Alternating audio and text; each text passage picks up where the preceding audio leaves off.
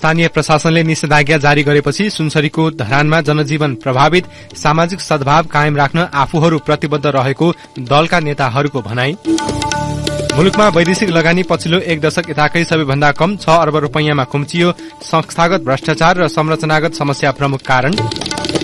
सत्ता गठबन्धनबाटै संविधान उल्लंघन भइरहेको भन्दै एकीकृत समाजवादीका नेता खनालको असन्तुष्टि, सर्वदलीय बैठकमा आफूहरूको पार्टीलाई बेवास्ता गरिएको अध्यक्ष नेपालको गुनासो। अर्को महिना भारतमा हुने G20 सम्मेलनमा रूसी राष्ट्रपति पुटिनले भाग नलिने, विशेष सैन्य अपरेशनमा केन्द्रित भएकाले सम्मेलन प्राथमिकतामा नपरेको दावी। र महिला T20 अन्तर्राष्ट्रिय क्रिकेटको उपाधि नेपाललाई, फाइनलमा हङकङ 13 रनले पराजित। नमस्कार, कान्तिपुर डायरीका साथमा साथी मनिष र सूरज। समाचार अब विस्तारमा। पछिल्ला दिनमा धार्मिक विषयलाई लिएर उत्पन्न विवादलाई ध्यानमा राख्दै स्थानीय प्रशासनले निषेधाज्ञा जारी गरेपछि सुनसरीको धरानमा जनजीवन प्रभावित भएको छ। यातायातका साधन चल्न सकेका छैनन् भने बजार पसल पनि बन्द भएका छन्। सामाजिक सद्भाव भड्किन नदिन भन्दै स्थानीय प्रशासनले गए रातिदेखि आज रातिसम्मका लागि निषेधाज्ञा लगाएको हो। जिल्ला प्रशासन कार्यालयका अनुसार धरान उपमहानगरपालिकाका 20 वटै ओडामा लागू हुने गरी निषेधाज्ञा जारी गरेको हो। धरानमा निषेधाज्ञा लगाएपछि केही धार्मिक संघ संस्थाले इटहरीमा प्रदर्शन गरेका थिए। ती क्षेत्रमा व्यापक मात्रामा प्रहरी परिचालन गरिएको हाम्रा सहकर्मीले जनाएका छन्। यसैबीच धरानका स्थानीय प्रमुख राजनैतिक दलहरूले सामाजिक सद्भाव कायम राख्न आफूहरू प्रतिबद्ध रहेको बताएका छन्। सामाजिक सद्भाव बिथोल्न प्रयास भइरहेकोले त्यसलाई रोक्न राजनैतिक दल, नागरिक समाज र स्थानीय प्रशासन प्रतिबद्ध रहेको कांग्रेस जिल्ला नेता तथा निवर्तमान नगर प्रमुख तिलक राईले बताउनुभयो। सामाजिक सञ्जाल र विभिन्न माध्यमबाट अराजकता फैल्याउने भइरहेका प्रयास रोक्न प्रतिबद्ध रहेको उहाँले बताउनुभयो। संस्थागत भन्दा पनि व्यक्तिगत रूपमा कुराहरू हावी भइरहेछ, जो कुराहरू आइरहेछ जसले समाजलाई नजरअन्दाज गरेर आफू केन्द्रित कुराहरू गर्न खोजिरहेको छ। यस्तो पक्षले अलिकति समाजलाई विभाजित गर्न खोजिरहेको छ। तर सिङ्गो समाज र सिङ्गो संस्थाहरू, यहाँको दलहरू, यहाँको नागरिक समाज सबै चाहिँ एकै ठाउँमा छ। यो भूमिकामा हामी लागिरहेको छौँ। दलहरूबीचको आपसी सहमतिमा सद्भाव कायम राख्ने सहमति भएको माओवादी केन्द्रका नगर इन्चार्ज चोल्लुङ राईले बताउनुभयो। उहाँले भन्नुभयो, व्यक्तिगत पार्टीगत कुरा हामीले गरेका छैनौँ। अहिले धरानमा हामी सबै राजनीतिक दलहरू एक ठाउँमा उभिएका छौँ होइन। र जुन यो विभाजित भएको मनोविज्ञान छ यसलाई हामी जोड्न खोजिरहेका छौँ। मुख्य पार्टीहरू चाहिँ हामी एउटै फ्रेममा रहेर छलफल अन्तर्क्रियाबाट नै हामीले हिजो सद्भाव र्याली आयोजना गर्यौं। अस्ति नगर प्रमुखहरू, पूर्व नगर प्रमुखहरू सहित नागरिक समाजका अगुवाहरूसँग हामीले बसेर दुवै पक्ष जो धरानसँग रिलेटेड साथीहरू हुनुहुन्छ उहाँहरूसँग चाहिँ हामीले बसेर अन्तर्क्रिया गरेर नै हामी अगाडि बढ्या हो। अनि हामी धरानभित्रकै साथीहरूसँग चाहिँ धरानमा त्यो लेभलको समस्या सृजना भएको छैन भन्ने कुरा हामीले एउटा स्थापित गरेर नै हामीले शान्ति र्याली निकालेका हौं। एमालेका नगर अध्यक्ष हर्कजङ लिम्बुले धरानमा जनताको आत्मसम्मानमा ठेस पुर्याउने गरी भइरहेका गलत प्रचारको पछि नलाग्न आग्रह गर्नुभयो। उहाँले समस्या समाधानका लागि सबै दलहरू एकमत भएको बताउनुभयो। यो निन्दनीय छ, हामी निन्दा गर्छौं। यहाँको धराने वासीको हिसाबले, यहाँको अगुवाको हिसाबले हामी यसलाई रोक्न चाहन्छौं र रोकिन्छ। र यसको लागि चाहिँ बाहिरका जुनसुकै शक्तिहरू विभिन्न बहानामा छिर्नु पर्दैन। हामी त्यही आह्वान गर्छौं, अपिल पनि गर्छौं। र यहाँको समस्याको लागि धरानकै जनताहरू र धरानकै राजनीतिक दल र यहाँको सरकारवालाहरूसँग हामी यसलाई बसेर समाधान गर्न सक्छौं। बाहिरका बुद्धिजीवी, अब पत्रकार साथीहरूले चाहिँ यो किसिमको सकारात्मक विषयवस्तुहरूलाई मात्रै उठान गरिदिनु भयो भने र सकारात्मक हिसाबले सहयोग गर्नुभयो भने हामी यहाँ सफल हुन्छौं र हामी मिलेर बस्छौं। यसैबीच जिल्लास्थित नागरिक समाजको अगुवाई गरिरहेका पूर्व मेयर कुमार बहादुर कार्कीले समस्याको समाधानको प्रयास भइरहेको बताउनुभयो। उहाँले कानून विपरीत कुनै पनि क्रियाकलाप नगर्न सबै पक्षलाई आग्रह समेत गर्नुभयो। हामीले संयमता लिनुपर्छ, हामीले कानून बमोजिमको बाटोमा लिनुपर्छ। एकले अर्को समुदायलाई कुनै पनि असर पर्ने गरी काम गर्नु हुँदैन। आफ्नो ठाउँमा रहेर आफ्ना काम गर्न पाउनु पर्छ पनि। तर भ्रम सिर्जना भएकै बेलामा जम्मै कुरा गर्छु भन्न चाहिँ अलि मिल्दैन। यस्तै राष्ट्रिय मानव अधिकार आयोगले सुनसरीको धरानमा सामाजिक सद्भाव भड्किन सक्नेतर्फ संवेदनशील बन्न आग्रह गरेको छ। आयोगले स्थानीय सरकारवालालाई सामाजिक सद्भाव कायम राख्न र वार्ताको माध्यमबाट समस्या समाधान गर्न आह्वान गरेको हो। आयोगका सहसचिव डाक्टर टीकाराम पोखरेलले सामाजिक सद्भाव कायम राख्न अपील गर्नुभयो।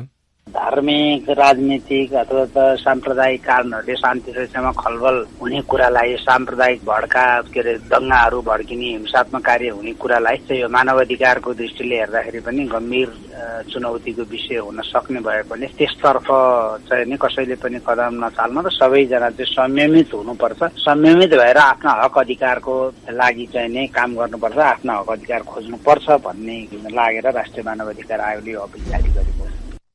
यसैबीच नेपाली कांग्रेसले धरानमा पछिल्ला दिनमा भएका घटनाका कारण धार्मिक, सांस्कृतिक तथा सामाजिक एकता र सद्भावमा खलल पुर्याउन सक्ने भन्दै चिन्ता प्रकट गरेको छ। नेपाली कांग्रेसले विज्ञप्ति जारी गर्दै सामाजिक र धार्मिक सद्भावका लागि सार्वजनिक अपील गरेको हो। त्यस्तै नेपालीको भावना र चाहना विपरीत धार्मिक सामाजिक सद्भाव भड्काउने गतिविधि कसैको हितमा नरहेको भन्दै संयम हुन आवश्यक रहेको कांग्रेस सभापति शेरबहादुर देउवाद्वारा जारी विज्ञप्तिमा उल्लेख छ।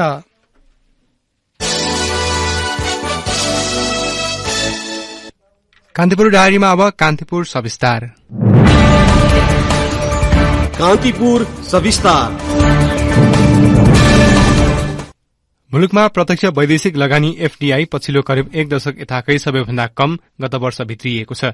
आर्थिक वर्ष 2079-80 मा 38 अर्ब 40 करोड़ रूपियाँ बराबरको वैदेशिक लगानी प्रतिबद्धता आए पनि 5 अर्ब 96 करोड़ रूपियाँ मात्र भित्रिएको हो।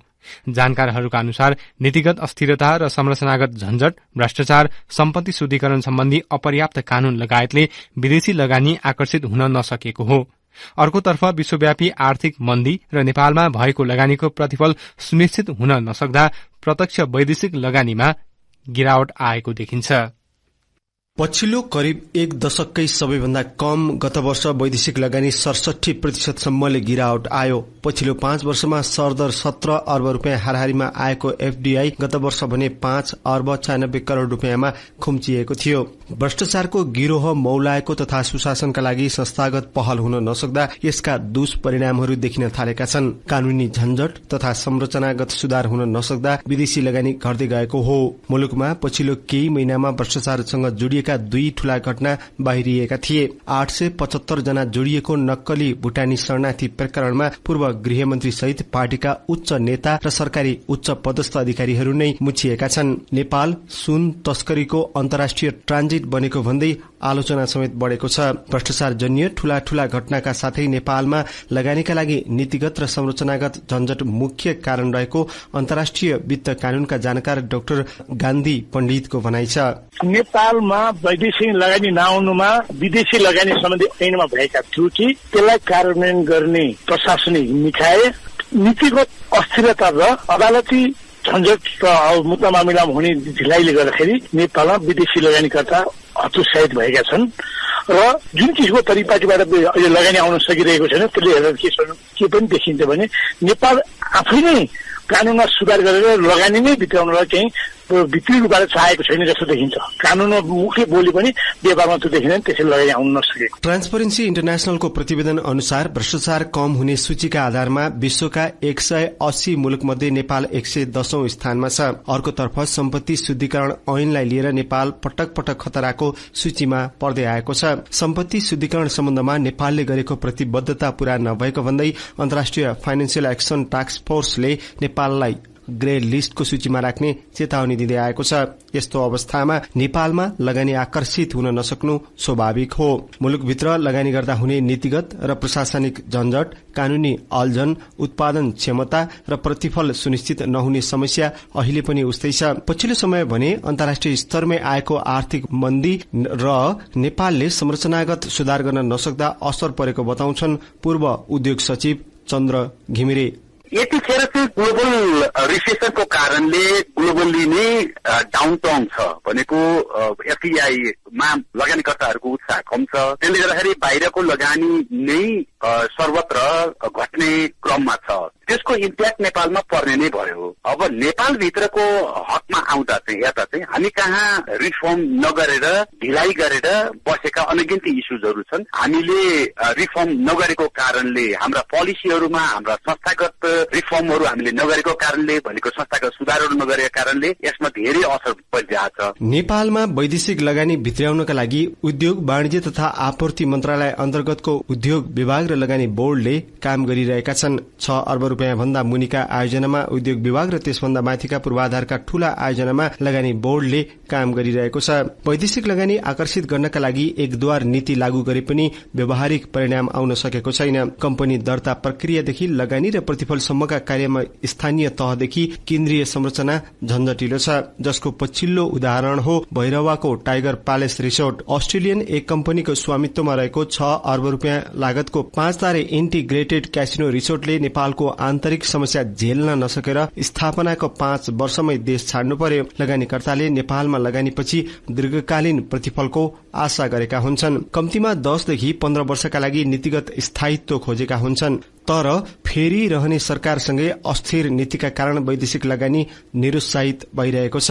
अन्तर मन्त्रालय र सरोकारवाला अन्य निकाय बीचको प्रभावकारी समन्वय मार्फत प्राथमिकताका योजनामा लगानीकर्तालाई रेड कार्पेट बिछाउन नीतिगत सुधारको प्रयास भइरहेको लगानी बोर्डका प्रमुख कार्यकारी अधिकृत सीईओ सुशील भट्टले बताए। रियलाइजेसनको पाटोमा अब हामीले सुधार गर्नु छ र सबै निकाय चाहिँ लागि पर्नु छ। साना मझौला लगानी पनि त्यति नै महत्वपूर्ण छ। आयात प्रतिस्थापन गर्ने विषय होस्, यसमा साना र ठूला लगानी पनि त्यति नै जरुरी। हामीले आत्मसात गर्नुपर्छ भने यही कोभिड रेजिमको दौरानमा पनि केही मुलुकले हैन एक खालको हामी भन्ने गर्छौं नि रेड कार्पेट भनेपछि के रहेछ त त्यो red carpet approach of pulling or anchoring potential investor भित्र्याउने सवालमा गर्ने कुरोलाई त हामीले अलि मिशनबद्ध रूपमा गर्नुपर्छ।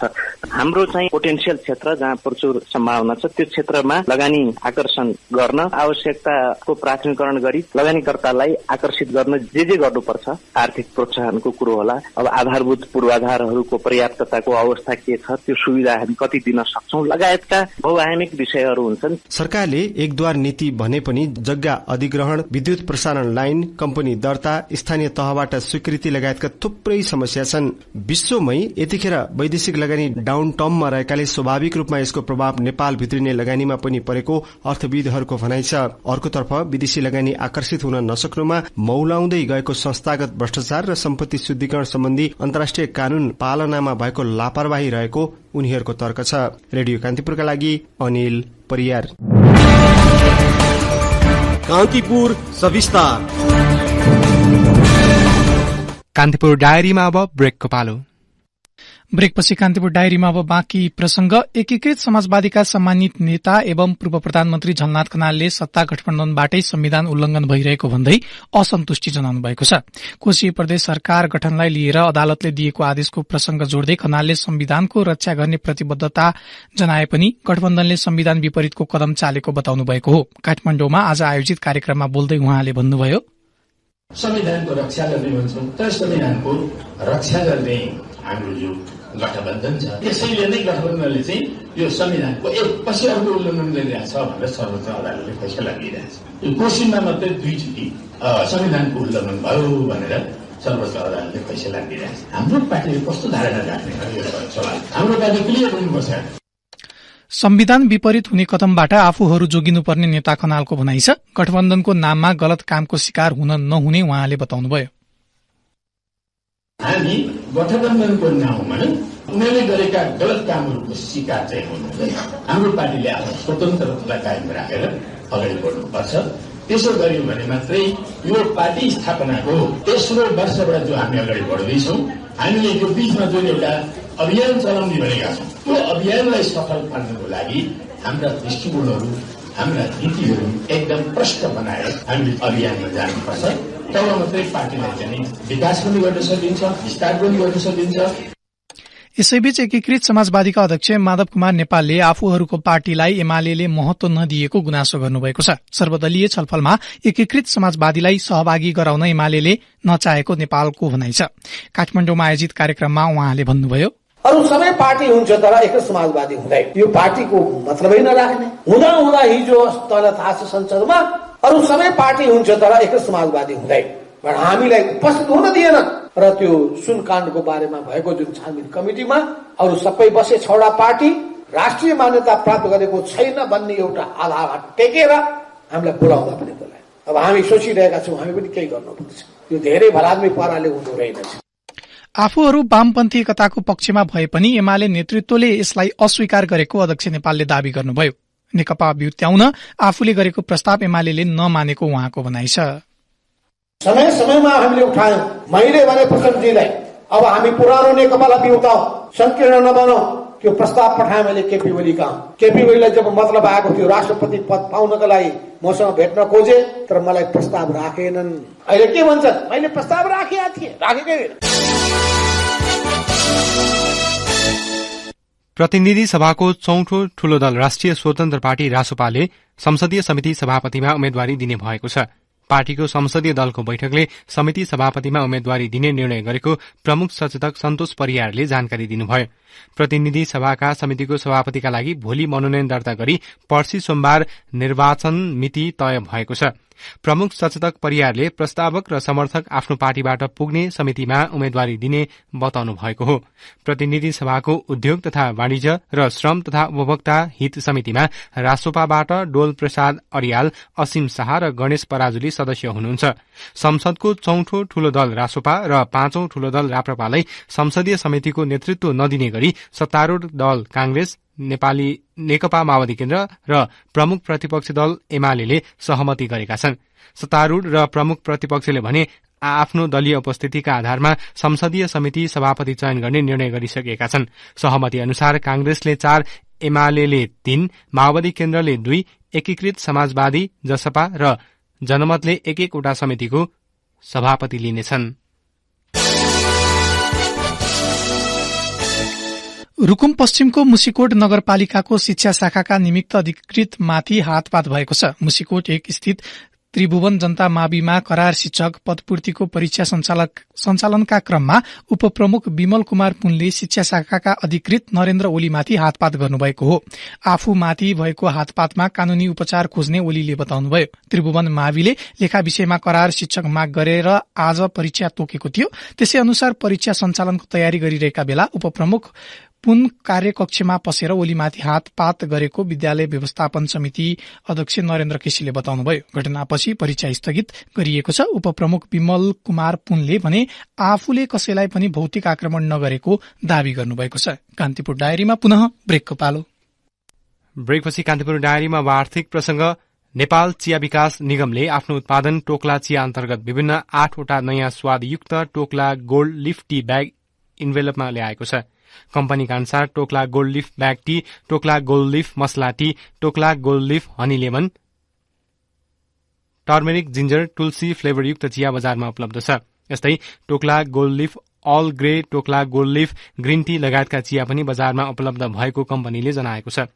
कम्पनीले बजारको आवश्यकता र माग अनुसार 8 वटा स्वादयुक्त चिया टी ब्यागमा उपलब्ध गराएको हो। 8 वटा फ्लेभरयुक्त टी ब्याग चियाको बजार मूल्य 160 रुपैयाँदेखि 265 रुपैयाँसम्म निर्धारण गरिएको छ। भन्सार विभागको तथ्याङ्क अनुसार गत साउनमा मात्रै 1,42,96,67,67,000 रुपियाँ बराबरको स्याउ आयात भएको छ। गत साउनमा चीनबाट 47,65,60,00,000 रुपियाँ बराबरको स्याउ आयात भएको छ।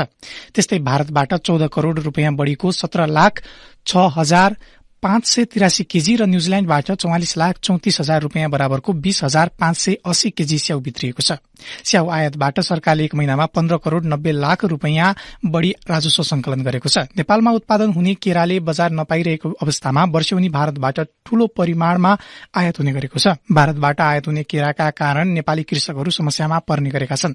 विभागको तथ्याङ्क अनुसार गत साउनमा मात्रै 18 करोड़ 3,27,000 रुपियाँ बराबरको 42,22,901 केजी केरा भित्रिएको छ। त्यस्तै गत साउनमा भारतबाट 38 करोड़ भन्दा बढ़ीको भुइँकटर, 32 करोड़ 75 लाख रुपियाँ बढ़ीको खरबुजा र 28 करोड़ 65 लाख रुपियाँ बढ़ीको मेवा आयात भएको छ।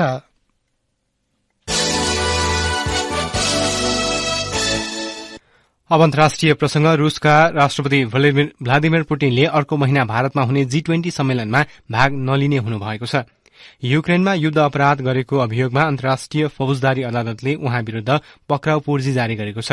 सोही कारण विदेश यात्रा गरेमा हुन सक्ने सम्भावित गिरफ्तारीको डरले राष्ट्रपति पुटिनले G20 सम्मेलनमा भाग नलिने बताउनु भएको अन्तर्राष्ट्रिय संचार माध्यमले दावी गरेका छन्।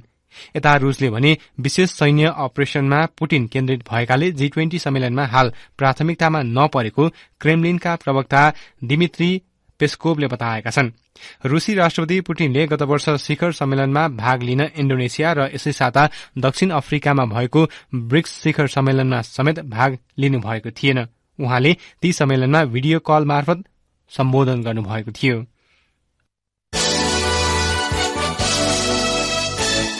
विश्वकै प्रमुख सामुद्रिक व्यापारिक नाका साउथ चाइना सीमा चीन विरूद्ध लड्नका लागि अस्ट्रेलिया र फिलिपिन्सले संयुक्त सैन्य अभ्यास शुरू गरेका छन्। चीन र फिलिपिन्स बीचको तनावका बीच अस्ट्रेलियाले फिलिपिन्ससँग मिलेर संयुक्त सैन्य अभ्यास गरेको अल जजिराले जनाएको छ।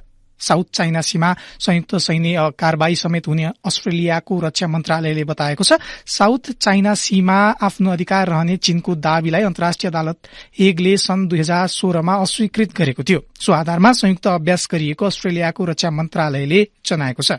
चीनको दबदबा विरूद्ध कुनै हालतमा पछि नहट्ने फिलिपिन्स र अस्ट्रेलियाले बताएका छन्।